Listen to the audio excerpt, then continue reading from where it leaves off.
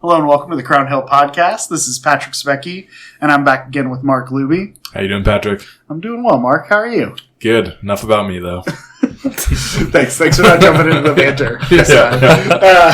Because we're back again during our Core Team Chronicles Season 2 with Andrew and Faith Peterson. How are you guys today? We're doing good. It's been a busy week, but yeah, it's just living the dream. So. Living the dream. Yeah, you guys are our first nighttime interview. It's 7 o'clock. So it's not like great. Late like night. We're like, it's not 10 p.m. Pretty crazy. But on a Thursday, wild. in the middle of A lot of toddlers would not be up right now. so right. Or would. Yeah. Oh, yeah. I would love to be.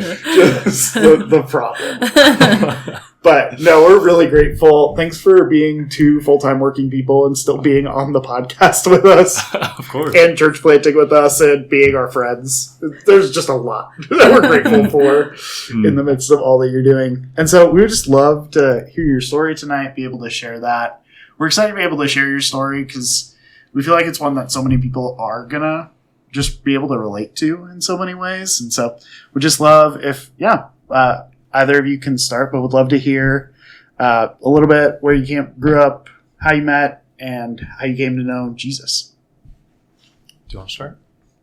Sure, I guess I'm being volunteered.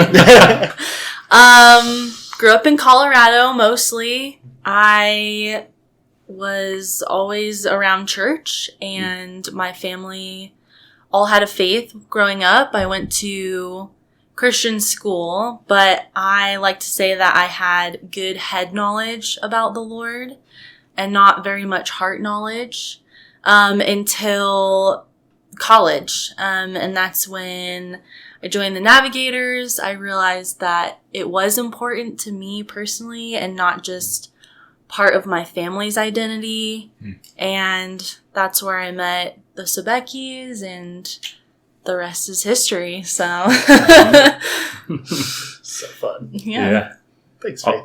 Yeah. I'll share a little bit more on that too. So I also grew up in Colorado. My parents Two raised Colorado natives. us. Well, I'm like a fake native, because I was born in California. One of those California. Yeah. Well, Technically, I was born in Illinois as well, so We're not actually true real. natives. Okay, You but- better be careful throwing that term around. Okay. As someone who was born in Colorado, I'm like, there's such a difference in the people I meet, though, who because when did you move to Colorado, Faith? When I was like 4. Okay, how about you, Andrew? I think I was like less than 1. So there was a lot of formation. A lot of formation happened. Yeah, there's a big difference between you guys and the 25-year-old who True. shows up here to ski. I still can't get a Pioneer's license plate, though, Patrick. Really? Whoa! No. You don't, though. You don't want that. The Pioneers. No. Sorry, I just grew up cheering against the DU Pioneers because I'm a Colorado College Tigers fan. So you don't want that. Fair Anyway. enough. Fair enough. That is a deep Colorado cut right there. There's so few people that are going to get that reference. It's awesome. Anyway, Andrew, you're about to tell us your story. So I had 2 parents that raised us, me and my brothers, in a Christian house, going to church every Sunday. I liked church growing up, but kind of like Faith said, I didn't really take it seriously until I came to college. I did a lot of things with church growing up, but it was, I don't know, I was also doing other stuff, like I was doing sports and stuff like that on the weekends. So I'm still very thankful for my high school youth group and preparing me for college. I think one of the things that they really encouraged us was a lot of high schoolers that are believers head into college and they don't keep their faith going. And so I was pretty determined heading to college, and went to CU, followed Jonathan right after him, my brother, to CU. And I was really thankful that he had found good Christian community with the Navigators up there. So similarly, I joined the Navigators too. Got to know all the people he left after graduating, and just really set my roots for college with the Navigators. And I think it was definitely hard too. There was not too many people in my class that joined the Navigators initially. And the people that eventually joined were, my favorite people on earth. I mean, Faith being the most important one.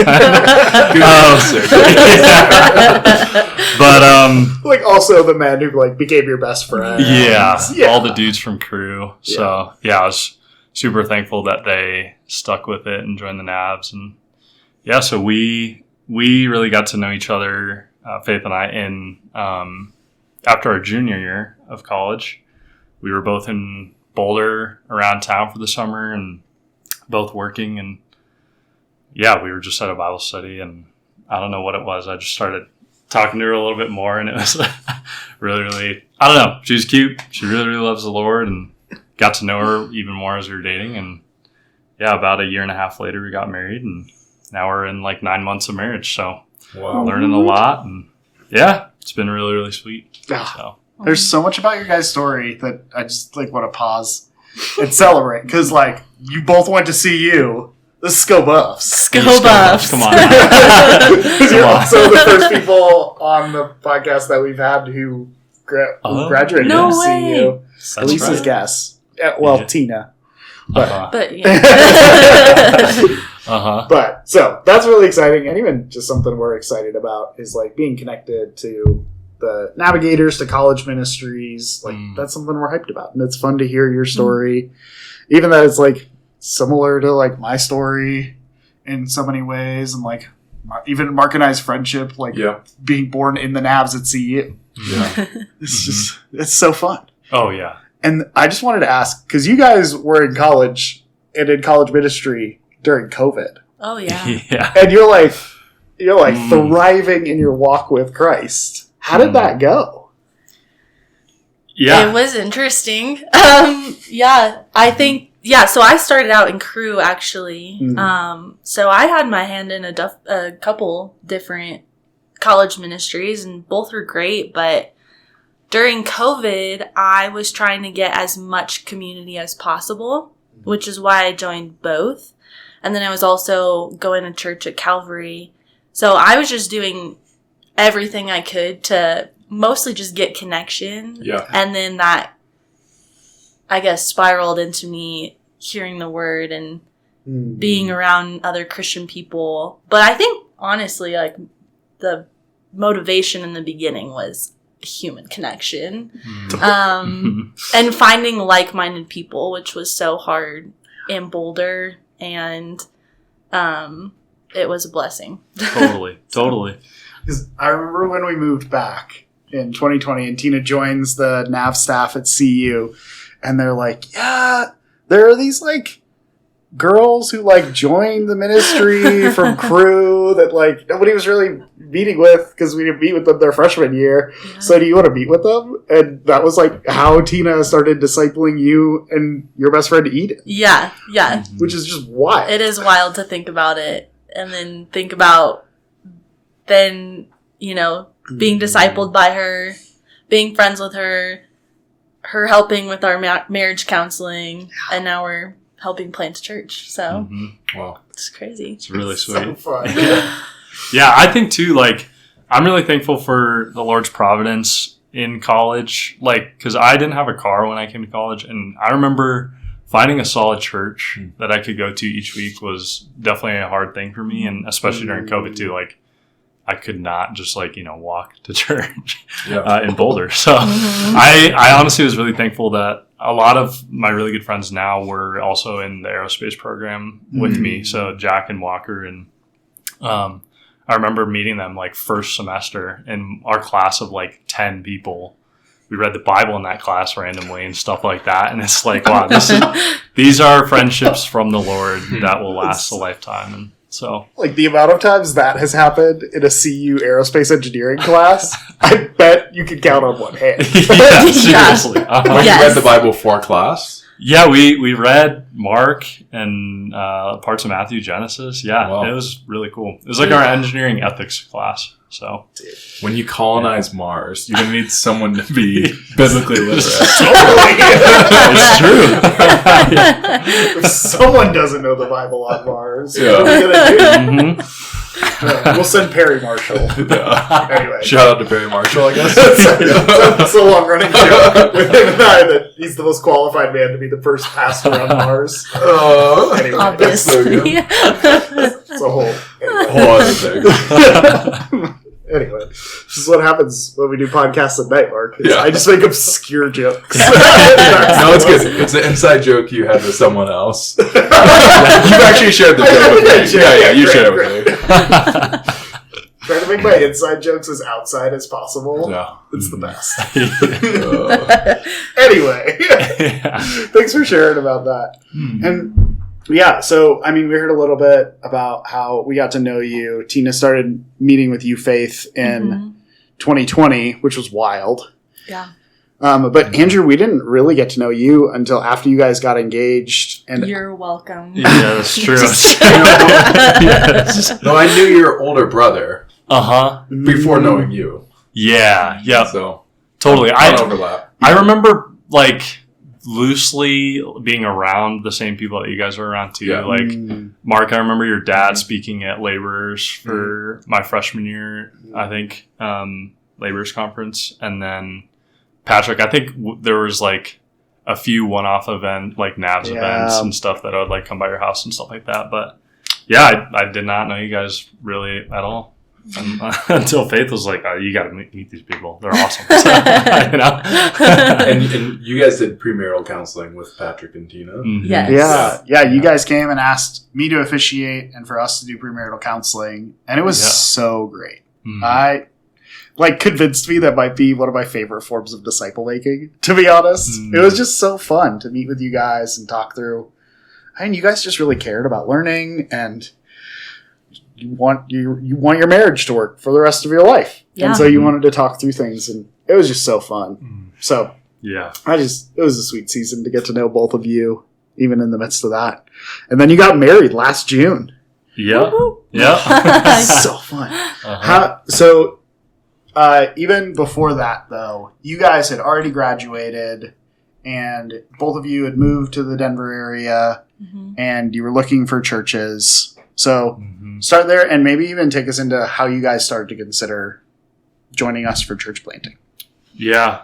Yeah, I mean, after we moved, graduating college is hard in itself. You move away from all your friends, and you're really adulting for the first time. Even though you're an adult in college, it feels like training wheels.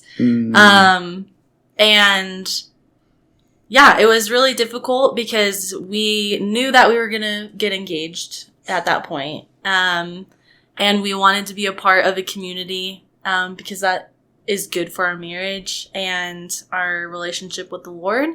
But we moved more south, and there's not a lot of thriving churches down there, it didn't seem like. And that was discouraging for us.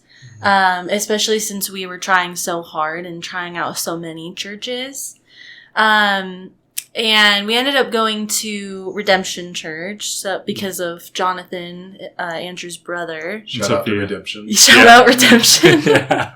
Uh-huh. And it was awesome. Like, the community there was so beautiful, and seeing the way that Jonathan and Sophia are friends with people in their church, really inspired us. But we were driving like 30 minutes at that time to be a part of that church.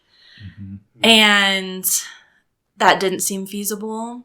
And actually, Jake Bauer, we were talking to him and Elise, and he was such an advocate for living near your church. And we kind of just started talking about, what if we broke our lease and moved? And then we were doing marriage counseling with you guys, and I think we were all sort of dancing around the topic of like, you're starting a church, right?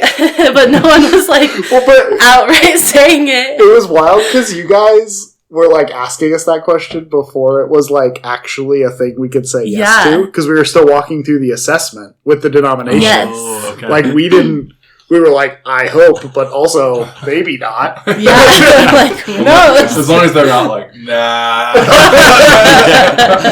So that was like part of the tension even in that. Yes. Was like, it was very early. It was something we all were like kind of side-eyeing each other on. Totally. And then we finally were like, this is happening, right? And we were just fully on board because we've seen Redemption just take off, and that was a small church plant not too long ago. And yeah, we were just excited to be like so deeply ingrained into a church community. Like we wanted to build it. So Totally. that's- Yeah, I think too, like we've talked about how I think that season of our life, I mean, it was also engagement, but just like the drop off from college ministry and not having, you know, close believers your age around you to share life with was really hard. And I think that's what honestly has cultivated part of our passion for like wanting to be a part of the church plant is like, we want to draw others in, especially those that are just coming out of college that need a home base where they can connect with others and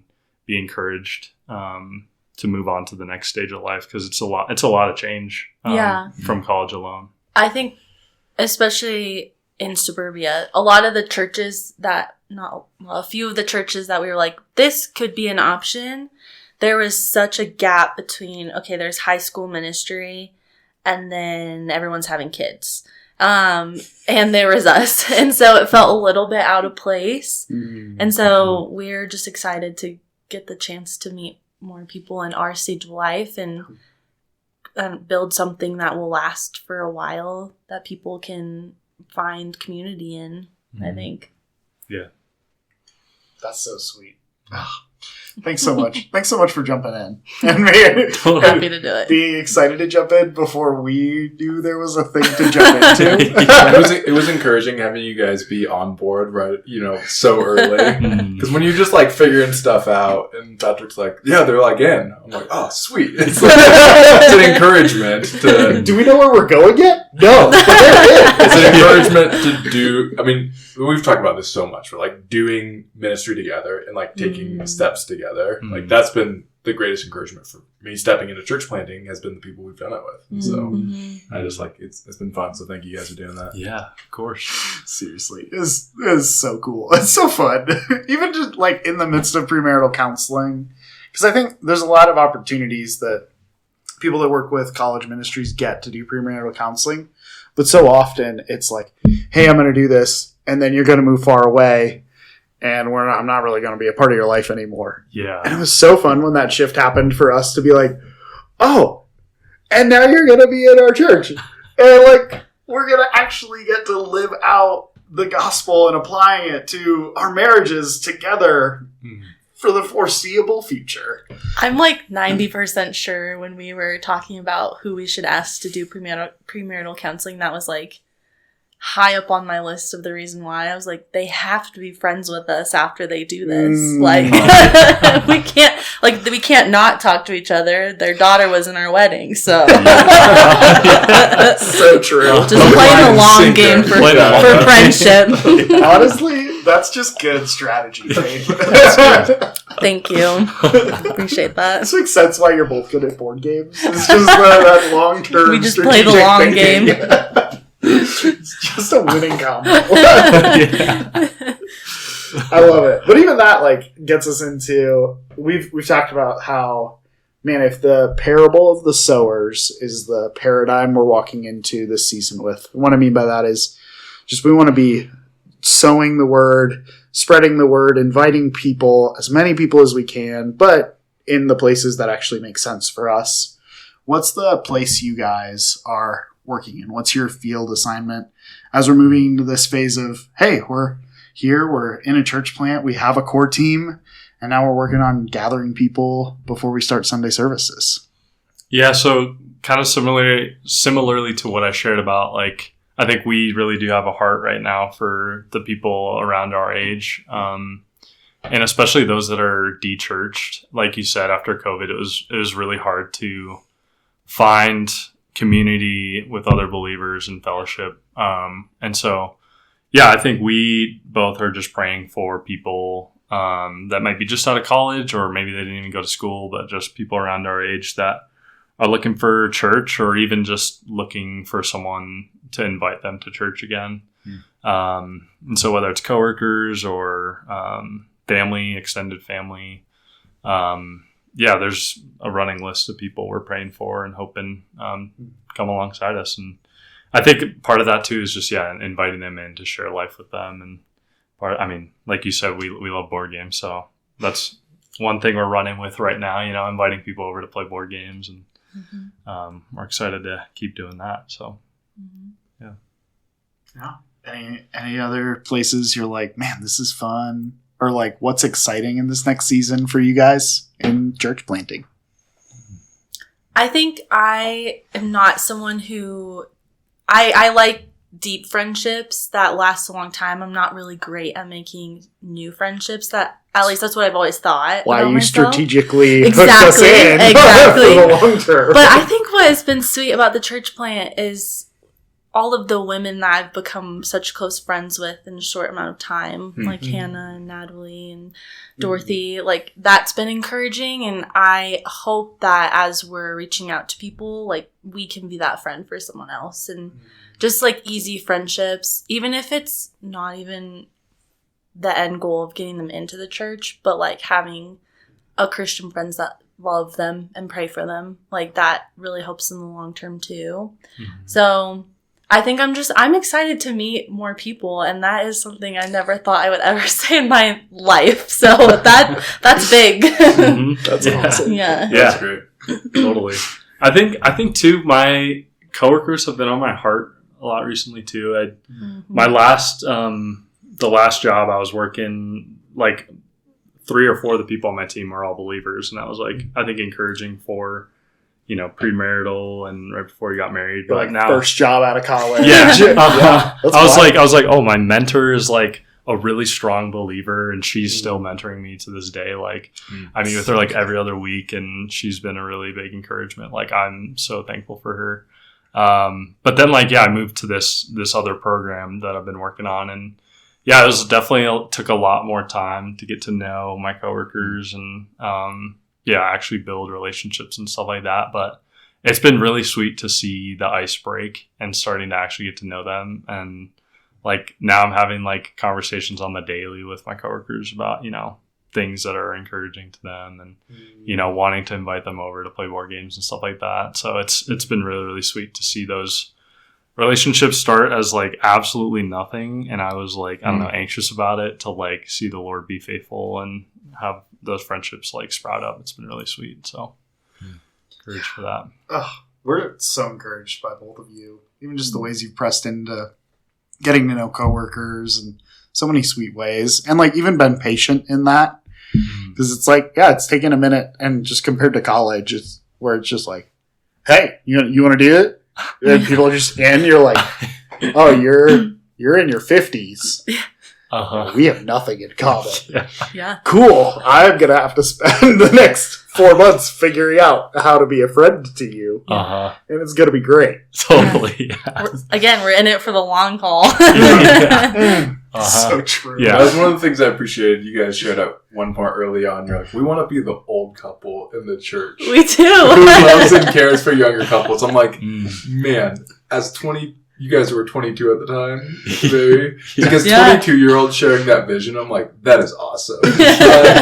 Like, that's how to think about church involvement coming out of college. Is like, how can we put ourselves in a place to be faithful for the long haul? And I'm like, that's encouraging. And I think there's a good point, too, of in relationships and friendships, we often have really short timelines and we expect things to happen just so quickly, but to just take the time to develop relationships and trust God to work over time, I think is really important. And we've talked about that a lot in church planting. So there's a sense in which we want to connect people right away and we have energy going towards that. But we also know so much of the work that we're going to do is the long, faithful witness to family, to friends, to coworkers, to neighbors that really is going to be effective. And so in a lot of ways, even as we're thinking about this launching season, we're wanting to think about how does this actually set us up too as a challenge that prepares us to think long term of how we're doing this.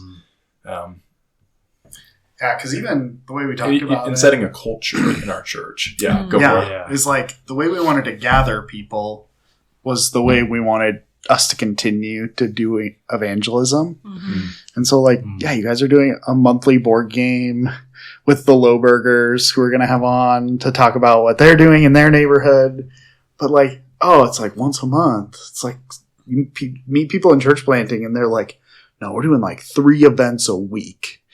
And I'm like, oh my goodness. But your people have jobs and lives and families. And it's just, and the sad part is the reason we all sit here doing something different is because a lot of those guys ended up not working out for one reason or another. And one of the hard things is oh man, their volunteers just got tired. And they just got burned out. And we were like, oh man, if that's the way we're going to plant a church, we should just quit now. We're just going to convince a bunch of people that being a part of a church plant isn't worth it. It's not worth it. And so we're just excited to be like, okay, how can we make disciples and build relationships to help people know Jesus in a way that actually will make sense for the rest of our lives? Yeah. I meet with Tina on Thursdays, and we were just talking about, literally not even an hour ago. I was like, well, I'm struggling to feel like what I'm doing is for the church plant or for ministry, because I'm just having fun meeting with a friend. And she was like, yeah, that's ministry. And I was like, oh okay. It's easier than it sounds. Sometimes it's harder than it, sounds, but it really is just sweet to get to meet with people and just share life with them and be able to say, yeah, we're growing the church because I'm hanging out with a friend and I told them about this thing I'm doing. And that's literally all we have to do because the Lord is faithful and he's going to use us. Takes the pressure off for sure. Yeah. Yeah. And that sweet reminder that this thing that we're doing, which is real, we're doing real things that make real choices and making real sacrifices. I mean, you guys broke your lease to move up close to your church. We did. You did it. Which is so cool. And it's a sacrifice. It's a risk. Yeah. 10 out of 10 recommend though. Oh, it's so worth it. The Lord provided because the apartment complex ended up being way better than the one we were living at. So if I had known everything I'd known, they was 10 out of 10. If the church plant wasn't even a thing, we probably would the Lord blessed it. The Lord really particularly did. with nitro cold brew. What is it? 2 nitro cold brews. I think you get 2 per person per day. Yeah. 2 per person per day. Which if you're drinking more than that, I'm I don't know. You should. That's a lot of. Even if you're drinking too, I think there's room for a conversation. I know that would be so bad for me. It's because I would drink 2 every day. About a liter of cold brew a day. Significant stuff. That is peak Patrick performance right there. You know that sign is there though because someone was taking their old gallon milk jug and filling it. You know that someone was filling there. it up for the week. Yeah. Going to the gym. Fill up the gallon. Oh man. Sounds horrible. The shakes on Deb though. That's how you go.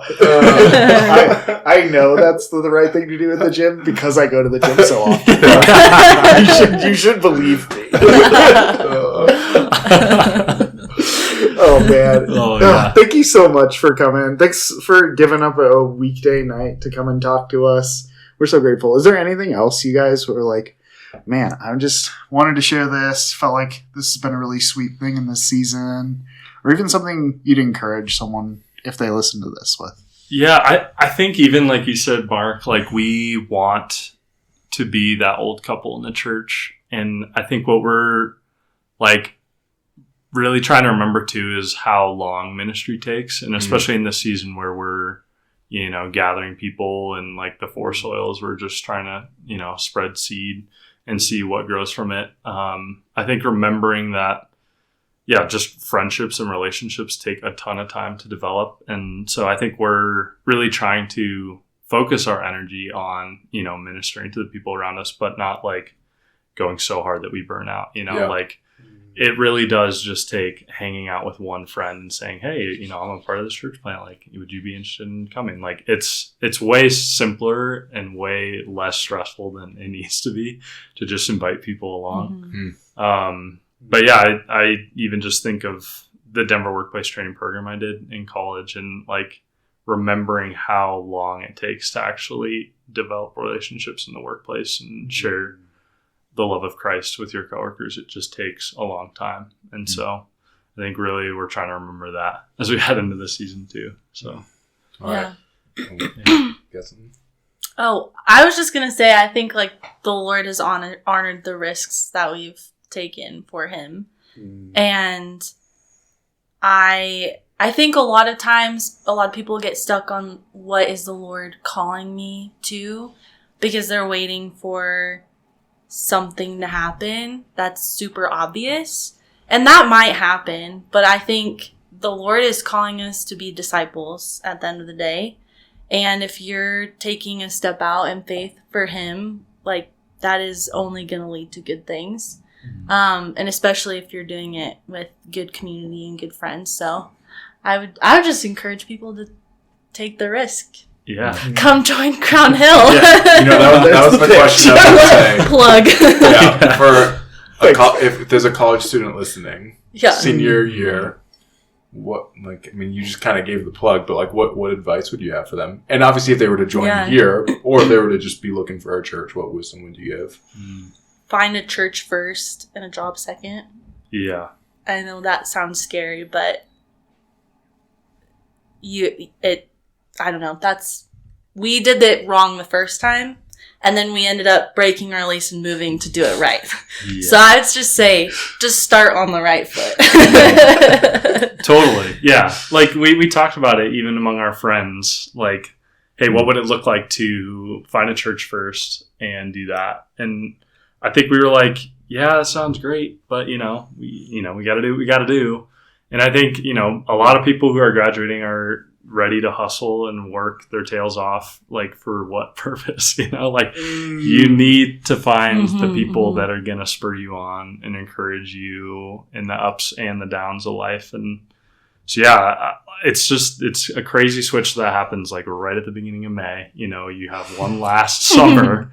For me, it was like I had a month. And then I had my first full-time job. I like literally did not work growing up really much at all. And so it was like a ton of new stuff. And so just having other people around you to pour into you and just be with you as you think through those things is the most important thing, I'd say. So. Yeah. That's good. Some wisdom. I can't top that. So again, thank you so much for joining us for the Crown Hill at Night podcast.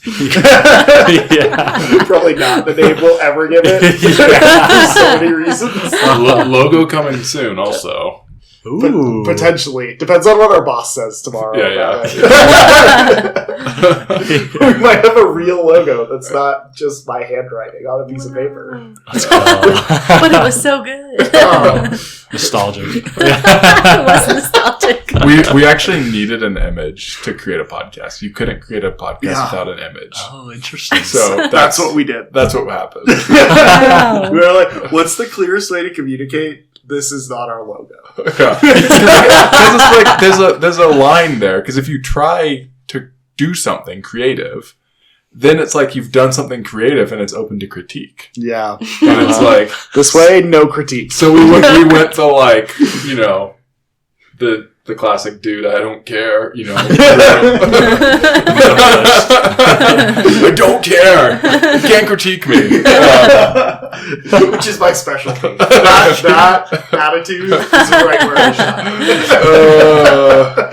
Anyway, on that note, Andrew, Faith, thank you so much for coming on. This is such a fun podcast, and we're seriously so incredibly grateful for you both. Thanks for having us. So are we. Yeah.